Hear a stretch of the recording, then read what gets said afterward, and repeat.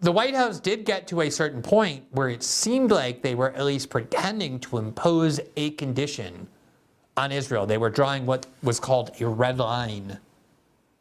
Namely that the Biden White House was supposedly telling Israel that it was not going to tolerate Israel invading and bombing the refugee camp in Rafah, which is where more than 1 million Palestinians have now congregated, one of the only places in Gaza that they can be safe, although the Israelis have attacked that refugee camp several times before.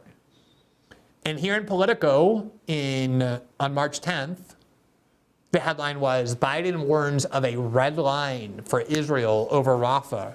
So it seemed like, at least in terms of what the Biden White House wanted the media to convey to Americans, that Joe Biden was finally setting a condition on what the Israelis could do, namely this safe space for Palestinian civilians, the only place they can be in this refugee camp, is a bridge too far for us. We will not let you go there and invade there because it will kill far too many Palestinian civilians. On top of the Palestinian civilians, the massive tragic number you've already killed. And then under that it says, Cyprus aid ship gets ready to open humanitarian sea corridor to Gaza. And here was the news report from Politico last month, or just 10 days ago. Quote, U.S. President Joe Biden warned the Israeli government against a further intensification of bloodshed in the Gaza Strip as worries grow over the humanitarian disaster in the enclave. Quote, we cannot have another 30,000 more Palestinians dead, Biden said in an interview with MSNBC on Saturday. Asked whether an invasion of Rafah in the south of Gaza on the border with Egypt was a red line, Biden replied in the affirmative. It is a red line. It's a red line. Now that is presidential talk for this isn't something that this isn't something that we're just against. This is something we will not allow, we will not tolerate, we will not permit.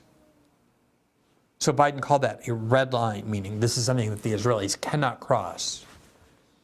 One of the things that Barack Obama did that provoked the most criticism from the American media was when he declared what he called a red line for Bashar al-Assad in Syria, which was the use of chemical weapons. And when the media began reporting that Bashar al-Assad had in fact used chemical weapons against various factions in Syria against whom he was fighting, meaning he had crossed the red line that President Obama set. There's a lot of people who dispute whether those reports are actually valid, but the White House, the Obama White House, accepted that the Assad government had used chemical weapons as part of that war that the United States was involved with. Even though President Obama had said that's a red line, he did essentially nothing once they accepted the reports that the Syrians had used chemical weapons. But in general, it's considered a major blow to presidential credibility for the president or the White House to declare that something is a red line and then have a country cross it with absolutely no consequences. And yet, unsurprisingly, I think, we learn that the Netanyahu government is being very clear that they have absolutely no intention of observing Biden's, quote, red line. They don't care in the slightest. Just like they won't allow the United States to bring in humanitarian aid through American trucks and force the Americans in front of the world to suffer one of the gravest humiliations the American government has had to suffer in airdropping aid to a group of people because their own ally refuses to allow them in to provide aid. Now the Netanyahu government is very ready to humiliate the Biden White House again by saying we don't care about the American red line. Even though the United States is paying for our war and arming us, and even though it will continue to do so, we're not going to limit ourselves to what the Biden administration tells us we can and can't do. Here from Politico, Netanyahu vows to defy Biden's red line on Rafah. Israeli Prime Minister insists his priority is to prevent another terror attack like the October 7th Hamas raid. The article states, quote, when asked Sunday whether Israeli forces would move into Rafah, Netanyahu replied, quote, we'll go there. We're not going to leave them. You know, I have a red line. You know what the red line is? That October 7th doesn't happen again. Never happens again. So Netanyahu recognizes that Biden set a red line, and he said, I don't care what the red line is. We're going to go there. We're going to go do exactly what Joe Biden said we can't do. I have my own red line, which matters more.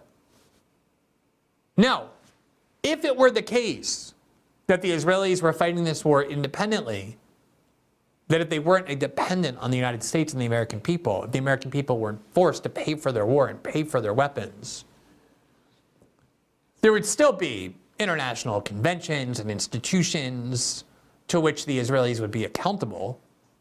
There's things like the Geneva Conventions and the laws of war that were implemented after World War II to prevent things like the Holocaust and war crimes and collective punishment from happening again. But at least you could make the case that there's no reason why the Israeli government should take orders from the United States. It's their war and they ought to fight it how they choose to fight it. The problem is that's not the reality. Israel is anything but independent. Israel is completely dependent on the United States for fighting this war. And so if the United States says, this is a red line for us strategically, because we believe that if you do this, you'll create huge amounts of problems for our national security, or this is a red line for us ethically or morally that we will not support and don't want to be associated with in front of the world, the killing of thousands more Palestinian civilians, children and women and innocent men. And the Israelis just turn around and say, we don't give the slightest concern for what your red lines are. Any country with dignity, any political leader with any dignity would have to then follow through and say, well, if you're going to cross our red line, we're not going to pay for your war anymore. This is so basic. If your child is financially dependent on you, it means you get to set the rules. Once they're financially dependent and can live on their own and support themselves as adults, then they can make their own rules about how they live their lives. But until that happens, when you're still paying their bills as a parent, you have the right to set rules for what you want to support. And the United States has every right, in fact, every obligation, if it's paying for Israel's war and arming Israel's war, to say there are certain things with which we don't want to be associated. And the Biden administration said that. The White House said that. Invading the Rafah refugee camp is a red line for us. And now you have the Israelis saying, we don't care about your red lines. Netanyahu saying, we're going to ignore your red line. So the only solution is an obvious one, which is that the United States would have to say to the Israelis, that comes next, we're not going to pay for your war anymore then. We're not going to arm your war anymore. You think that's what Joe Biden is doing? Here's what he's doing instead from the New York Times on March 12th. The White House denies that Joe Biden has ever set any, quote, red lines for the Israel-Hamas war in Gaza.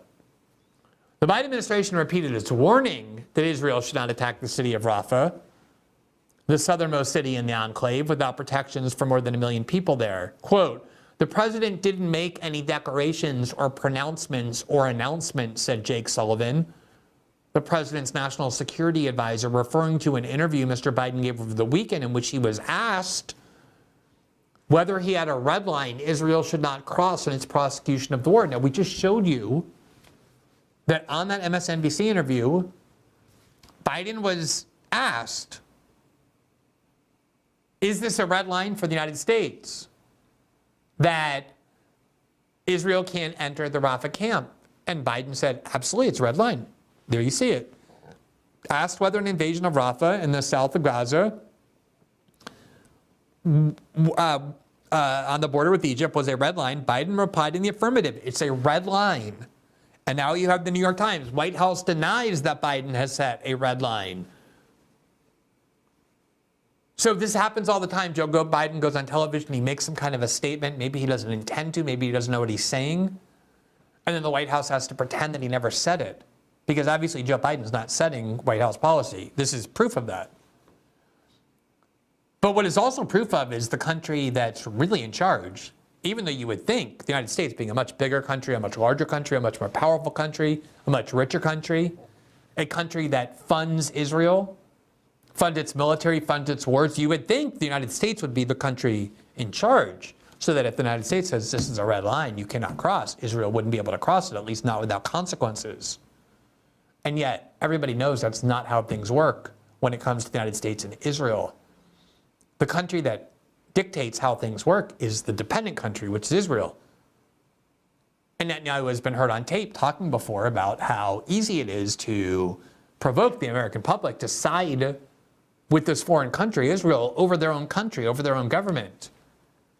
And they believe, with good reason, that the American public will, at least the parts that wield a lot of power, political and financial power in Washington, will be on the side of Israel over the United States, including a lot of people who define themselves as being America first, but who believe that for some reason, the money that the United States has that American taxpayers generate should not be used at home, but should instead be sent to Israel to pay for their war and their military, instead of being used at home to improve the lives of American citizens. And so you have this bizarre situation where Joe Biden has now set a red line that the Netanyahu government has mocked and laughed at.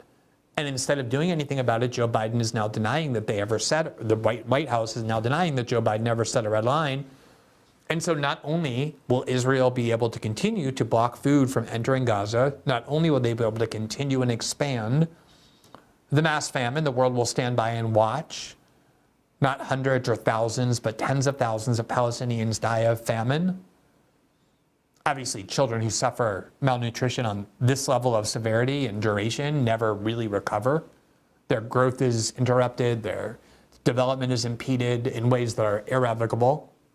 To say nothing of the psychological destruction of having the entire society in which you live completely destroyed by the most powerful bombs that the world knows.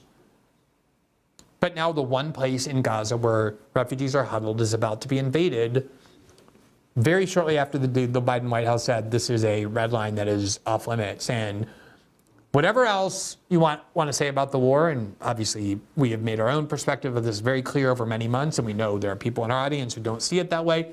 The key point that has to be understood, that has to be acknowledged, is that this is an American war. This is Joe Biden's war. And whatever happens in Israel, or more accurately in Gaza by Israel, over the last 6 months and however many months more this lasts, is something that goes directly on Joe Biden's ledger, on his legacy. As the Israeli general said, the minute they cut us off, the war ends. We can only fight this war because the Biden administration is giving us the money and the weapons to do so. And that has all kinds of moral and ethical implications, but it has great strategic implications for the United States as well, because obviously if the Israelis know that and the Palestinians know that, the entire world understands, and I promise you they do, that what is happening in Gaza is not only an Israeli war, but it's an American war. And it's crucial to understand that it's Joe Biden's war as well.